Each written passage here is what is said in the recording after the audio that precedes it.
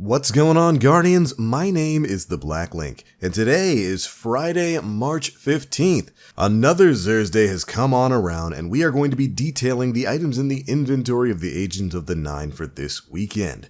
This is going to be a very special Xursday indeed, because it's going to be the start of the Invitations of the Nine questline. This is a brand new questline. You'll be starting it over from Xur, and each week he's going to send you off on a series of quests that will have you completing strikes, taking down enemies, and ultimately learning more about the Drifter and even the Nine. There's going to be a lot to cover in this week's video, so let's go ahead and get started. First things first, you'll be able to find Xur on Titan this week. He's going to be located in his normal spot on the rig.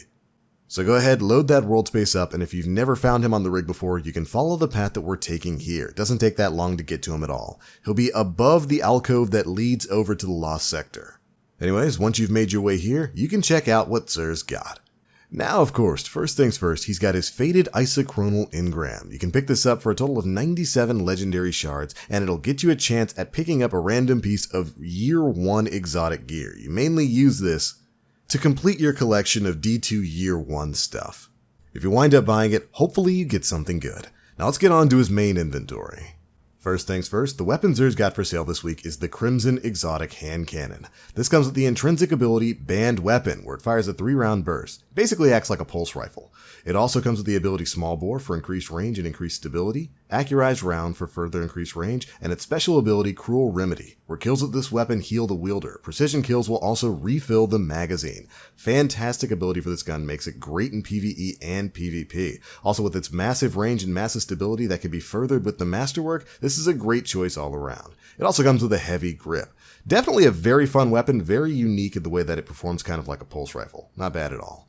Alright, for you hunters, we have got the Orpheus Rig's Exotic Hunter Boots. Every hunter should have a pair of these things. They're fantastic for the Night Stalker class. They come with Uncanny Arrows, which provides ability energy for each enemy tethered by Deadfall arrows. Mobius Quiver will also have more shots. This is a fantastic ability for you hunters out there. Basically, if you're running Night Stalker, when you drop that tether, the more enemies you actually connect with that tether, the more super energy you get back. If you get enough enemies, you just straight up get your super back. It's been a fantastic exotic ever since it was introduced. Every hunter should have a pair of these things. Make sure you pick them up. Alright, moving on to Titans. Xur is selling the Wormgod Caress.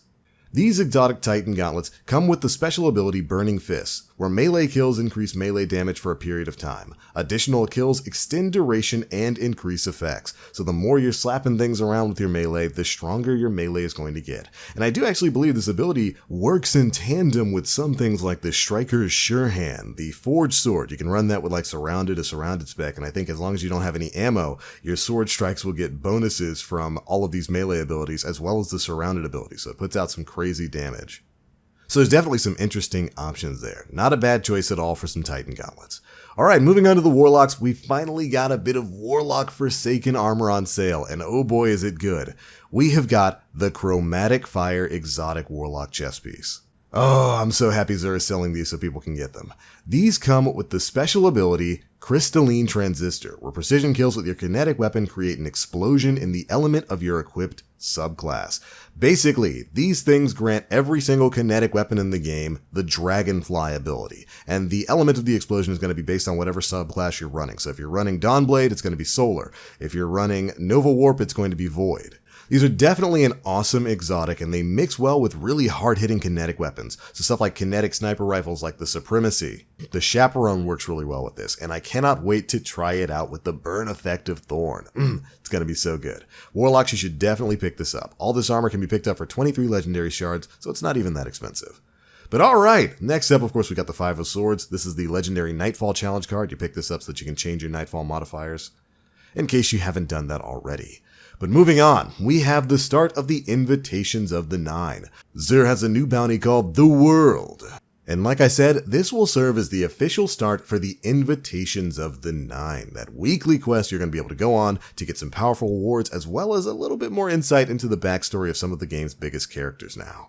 The objectives for this week read out like this. Collect metaphysical samples from defeated combatants in the European Dead Zone. Complete the strike Lake of Shadows. You'll need to collect 9 Cabal samples, 9 fallen samples, and 9 taken samples, as well as completing that strike. Now, a lot of that can be done in the Lake of Shadows itself.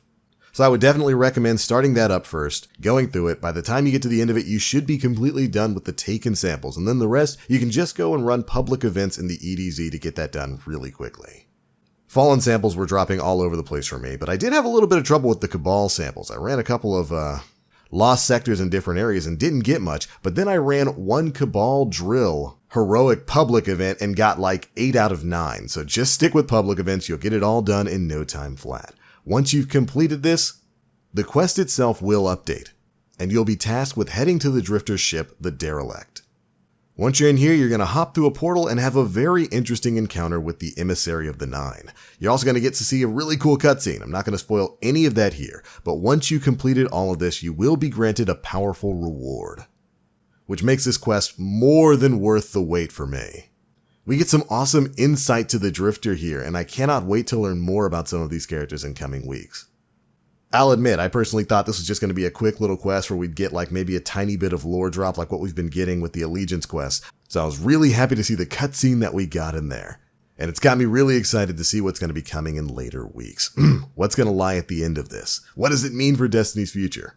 I cannot wait to find out. But alright Guardians, that is pretty much it for your Xursday video as well as your introduction to the Invitations of the Nine. We will be covering each of these quests week by week, so make sure you're tuning in there. But that's going to be it for this one. Thank you Guardians so much for watching. If you enjoyed, feel free to drop a like, make sure you subscribe and hit that notification bell to stay up to date with all the latest stuff we're putting out. But I'm out for now. Hope you Guardians have yourself a wonderful weekend. And as always, I am the Black Link. You Guardians, stay frosty.